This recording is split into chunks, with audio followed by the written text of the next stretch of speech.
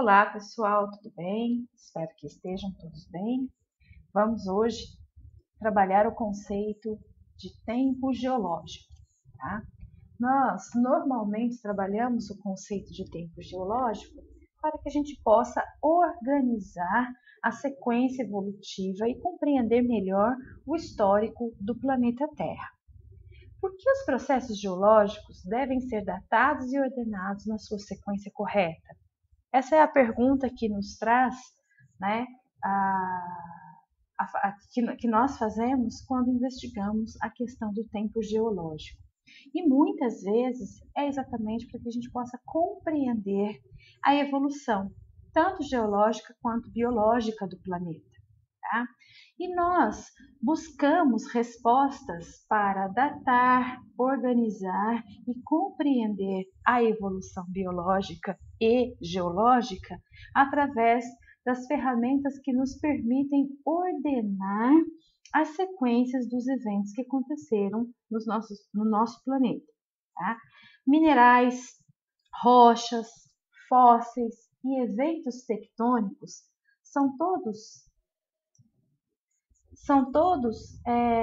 processos e produtos que permitem com que a gente organize uma sequência de acontecimentos no nosso planeta.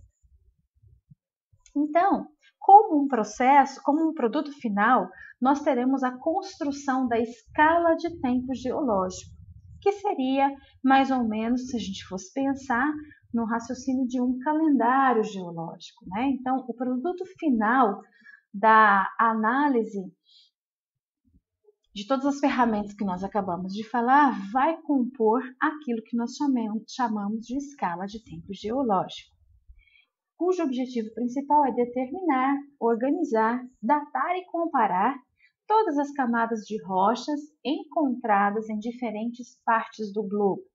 Então, quando eu falo, por exemplo, que nós estamos estudando uma rocha aqui no entorno da nossa cidade e que essa rocha é do Cretáceo, né? Todas as outras partes do mundo saberão qual é o intervalo que compreende o Cretáceo, porque o intervalo de tempo compreendido no Cretáceo aqui em Minas Gerais, no Brasil, é o mesmo em qualquer parte do planeta, ok? Isso porque nós construímos uma escala de tempo geológico. Existem dois tipos de idade, né? Na verdade, existem duas maneiras de nós conhecermos a idade de alguém ou de alguma determinada coisa, né? Digamos assim. Tem aquilo que a gente chama de idade absoluta e aquilo que a gente chama de idade relativa. A idade absoluta diz respeito à quantidade em anos, né? É quando eu chego para vocês e falo: quantos anos você tem? E aí você responde: eu tenho tantos anos, tantos meses e tantos dias. Então, isso é uma resposta em idade absoluta. Eu também posso ter uma noção de tempo, uma noção de idade de uma maneira relativa. É quando eu não tenho a precisão em quantidade de anos, mas eu tenho como termos comparativos em termos posicionais. Aí, neste caso, é quando eu pergunto para vocês quantos anos você tem e você me responde: olha, eu sou mais nova que a senhora, mas mais velha que, sei lá, meu irmão de 5 anos. Então, quando vocês conseguem obter, né, uma resposta em termos posicionais, em termos comparativos, e essa resposta não vem em idade absoluta, aí sim nós estaremos trabalhando com as idades relativas. Para a construção da coluna do tempo geológico, que é a datação de todas as rochas, a gente vai utilizar de conceitos que permitem que nós tenhamos respostas em idades absolutas e também conceitos que permitem com que nós tenhamos respostas em relação às idades relativas, ok? Com relação à datação absoluta, o que mais nós utilizamos é a datação por isótopos estáveis, né? O que são os isótopos? São átomos que apresentam o mesmo número atômico, mas eles têm uma massa diferente e estão sempre procurando a estabilidade, né? Radioatividade é uma característica que esses isótopos instáveis apresentam, que é quando nós temos uma energia liberada com a emissão das partículas, né? Ou a radiação, quando um isótopo sofre um decaimento radioativo espontâneo. Ou seja, na natureza, os isótopos eles sempre irão procurar a situação de maior estabilidade. Tá? Então, muitas vezes, um radioisótopo, que a gente chama de elemento pai, ele vai dar origem a um elemento radiogênico, que é o elemento filho, e nessa transmutação, nesta acreção, perda de energia ou acreção de energia de radiação gama, por exemplo, a gente vai observar o decaimento radioativo, que é exatamente esta transmutação de um elemento pai para um elemento filho. Ora, o que isso tem a ver com a datação absoluta? Tem a ver com o que nós conhecemos como meia-vida, que é uma das características, né, que nós observamos aí nos elementos. Então, eu tenho aqui, por exemplo, o rubídio, né, que é um elemento pai, e ele se transmuta em estrôncio, que é o elemento filho, tá? Ou seja, o estrôncio ele é mais estável do que o rubídio, por isso que todo rubídio um dia vai dar origem ao estrôncio. Ocorre que, de acordo com a radioatividade, com o decaimento radioativo, existem vários cálculos que são feitos para que a gente consiga chegar num conceito chamado de meia-vida, que é o tempo necessário para que metade dos elementos pai se transmutem no elemento filho, através do decaimento radioativo. Como esse tempo ele é conhecido e ele é característico de cada grupo, né, de isótopos instáveis, isso acaba que nos dá uma ideia de tempo e em precisão em anos, horas, segundos, e isso permite, né, com que a gente faça a leitura nas rochas e nos minerais, tá?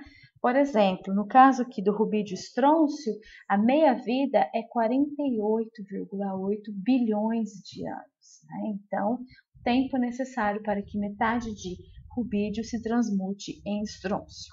Nós temos vários outros parzinhos muito comuns de serem utilizados aqui na geologia, que é o potássio argônio, usa-se muito para fazer datação de rochas, e um também muito conhecido de vocês, que já devem ter ouvido falar em algum momento, é o carbono 14, né?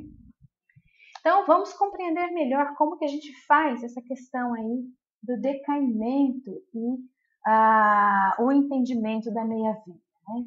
Bom, a partir do momento que eu sei quanto vale a meia-vida de um elemento, por exemplo, a meia-vida do carbono 14 é igual a 5.430 anos, né?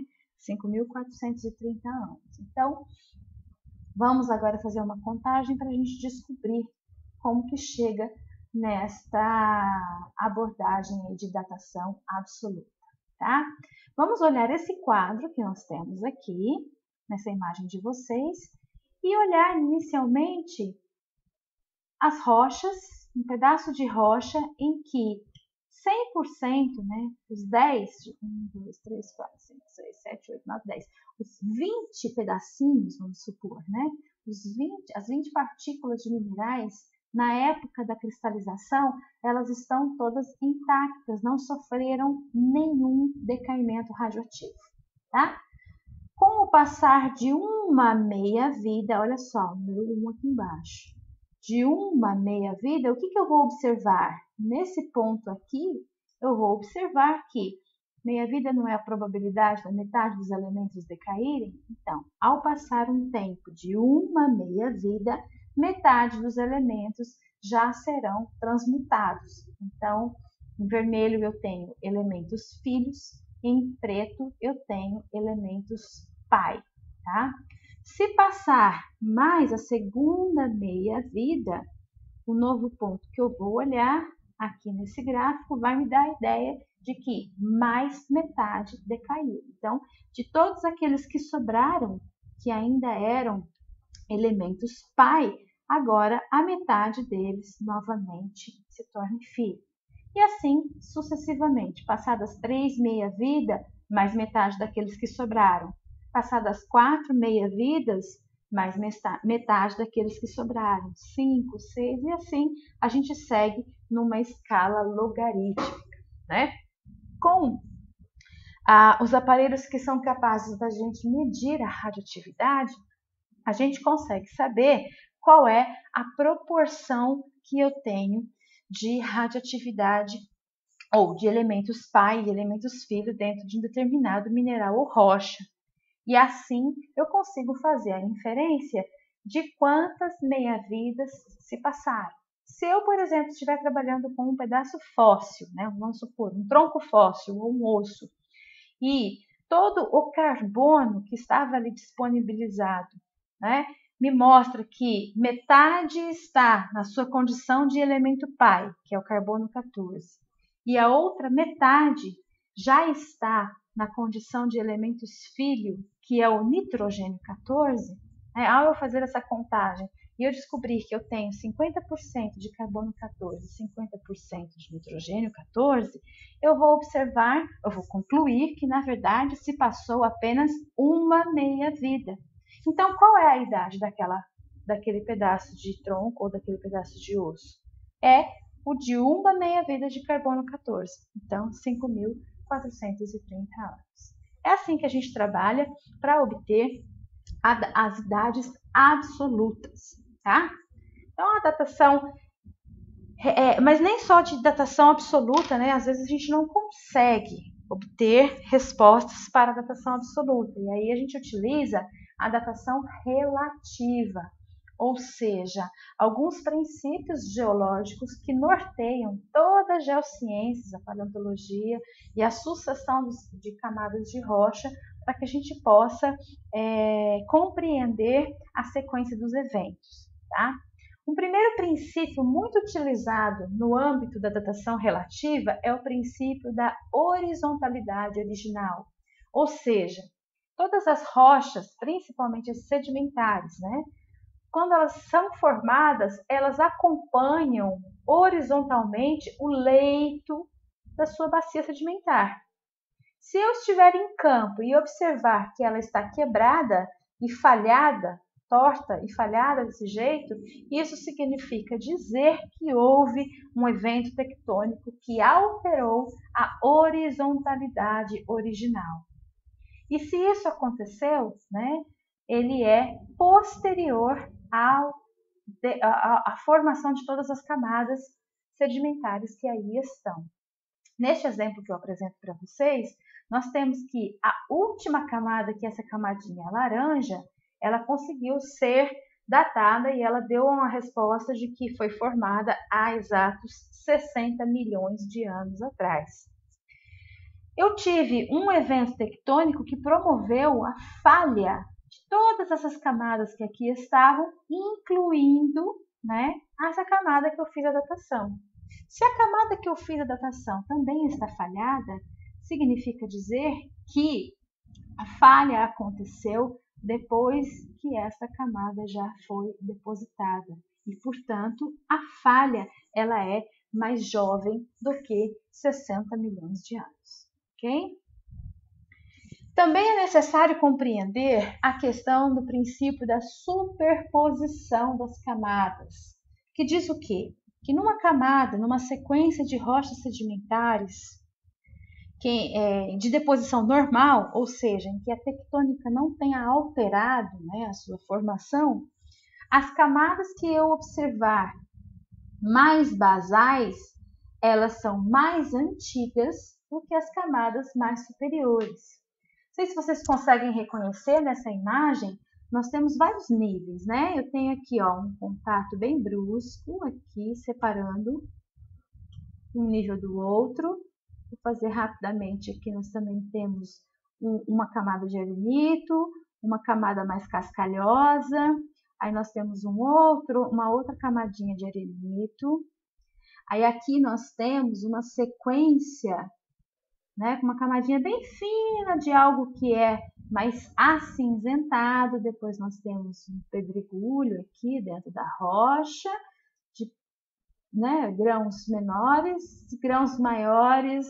Depois a camadinha cinza volta aqui em cima novamente, e assim até seguir para o topo, que é o solo, tá? Então, obviamente que dependendo do nível de análise, a gente pode encontrar mais ou menos camadas que podem ser diferenciadas aí. Mas, a grosso modo, o que a gente observa seriam essas camadas que aí estão, e, segundo o princípio da superposição das camadas, as mais basais são mais antigas do que as superficiais, tá? Então, as do topo são sempre mais jovens. Bom, temos também que ter em mente a questão da continuidade lateral. Toda vez que eu deposito uma camada sedimentar, ela vai acompanhar o leito de deposição e ela pode se estender por quilômetros e quilômetros de distância. O que nós também podemos observar num tempo posterior é exatamente a erosão de uma determinada camada de rocha. E esta erosão pode apagar algum registro que aqui estava. Mas vale lembrar, né, que embora com a ausência dessas rochas que foram perdidas pela erosão, eu tenho sim rochas que são equivalentes, né, na margem direita e na margem esquerda. É como nós podemos ver nessa imagem aqui, só para exemplificar. Observem, né, várias paisagens que foram esculpidas pela ação erosiva, deixando aí algumas rochas que tinham, obviamente, continuidade lateral, mas que hoje em dia já não tem mais. Tá? E relações de intersecção, né? Tudo que é cortado, falhado ou dobrado, ele tem que pré-existir. Não dá para a gente cortar uma fatia de bolo se o bolo não estiver pronto, né, disponível ali para ser cortado. Mesma coisa uma rocha. Não dá para eu cortar uma rocha, exatamente como está sendo feito nesta falha, se as camadas já não estiverem lá, né, formadas a ponto de serem aí falhadas. Então, assim como eu já apresentei num exemplo anterior, eu tenho aqui um novo exemplo em que eu consigo ter uma camada de rocha que foi datada e a mesma se encontra atualmente falhada. Portanto, eu consigo saber a idade em termos posicionais, em termos relativos, em que esse evento geológico de falha tectônica aconteceu ali nas rochas. Neste caso, ela é mais jovem do que 90 milhões de anos. Então, se a gente for exercitar, né, a sequência de eventos que aconteceu nesse esquema, aqui nós tivemos primeiro a deposição dessa camada de rochas em 1, depois a deposição das camadas de rocha em 2, com o tempo passando a deposição e formação da camada de rochas em 3, a nova deposição da camada de rochas aqui em 4, aí nós tivemos a intrusão desse corpo aqui, ó, de rochas basálticas, tá? Depois a gente vai aprender como que isso é formado. Nós tivemos a intrusão deste dique, que é o que a gente chama de dique, que como que eu sei que ele é o 5? Ele cortou o 1, ele cortou o 2, ele cortou o 3 e ele cortou o 4. Aí ele se encaixou ao longo de todos esses corpos de rocha e, além de tudo, ele incorporou, né, dentro do seu corpo rochoso um pedacinho das rochas do seu entorno. E, por último, nós tivemos aqui a falha, que é o último evento tectônico que aconteceu, que cortou aqui essas rochas e cortou, inclusive, falhou, né, inclusive aqui o dique. tá? Então, é desta forma que nós elaboramos e construímos e datamos e organizamos os eventos geológicos a fim de construir e de elaborar uma grande tabela do tempo geológico que seja mais ou menos universal. Eu digo mais ou menos universal porque constantemente ela está sendo ajustada em termos de datações absolutas, né? E a partir disso, nós temos aí aquilo que nós chamamos de coluna do tempo geológico ou escala do tempo geológico, a qual nós representamos com unidade de tempo. Sempre vocês irão observar que a unidade que é representada é milhões de anos, tá? E nós fazemos a leitura sempre da parte de baixo para a parte de cima, ou seja, o início, a origem do sistema solar, o início do planeta Terra está aqui embaixo, na porção inferior da tabela, e o momento em que nós estamos vivendo hoje é exatamente aqui no zero, né? Então, aqui em cima, dentro do quaternário. Então, nós temos, para organizar o conhecimento, a gente tem aí o éon, a era, período e algumas épocas, tá? Esse desenvolvimento de plantas e animais, ele não aparece na coluna do tempo geológico, na coluna oficial.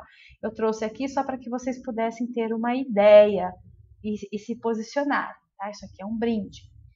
Então, nós temos, né, no Fanerozoico é quando a vida se torna aparente, tá? Arqueano e Proterozoico nós temos apenas pequenos seres unicelulares, né? Só na passagenzinha aqui no final de 600 milhões de anos para o Cambriano, neste intervalinho aqui, é que a gente vai ver a explosão cambriana da vida, e é a partir daqui que nós vamos observar todo o desenvolvimento do Fanerozoico, dentro do Paleozoico, Mesozoico e Cenozoico, tá? Oikos é vida e Faneros é aparente. Então, leva esse nome por conta de ser o intervalo de tempo em que a vida se tornou aparente. Ou seja, nós temos fósseis abundantes registrados nas rochas sedimentares dessa época. Anteriormente a isso, não tínhamos tanto não, tá? Aí, Paleozoico é a vida antiga, Mesozoico é a vida intermediária e Cenozoico é a vida moderna, certo? Tudo isso daqui, todo esse intervalo, inclusive um pouquinho do começo, nós iremos trabalhar dentro da nossa disciplina de geologia e paleontologia, certo? Para hoje era isso que eu tinha para vocês e até a próxima aula.